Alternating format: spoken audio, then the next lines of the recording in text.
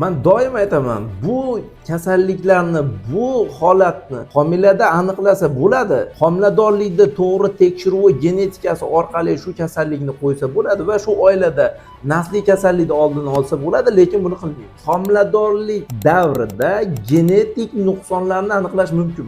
Eng ko'p uchraydigan kasalliklar bu homilada aniqlash mumkin bo'lgan nasliy xromosoma kasalliklar. Down sindromi, Edward sindromi, Shershevskiy-Turner sindromi, X xromosoma sindromi va shunga o'xshash nasliy xromosoma zararlanishi bilan kechuvchi kasalliklarni ko'p holatlarda ona qornini o'zida 12-14 haftalikda UZI orqali markerlar orqali aniqlab, homila va qon analizi orqali bularda nasliy genetik, ya'ni xromosoma kasalligi ketayotganligini, bu homiladagi zararlanish ota-onada buzilish hisobiga o'tganligini aniqlash mumkin bo'ladi.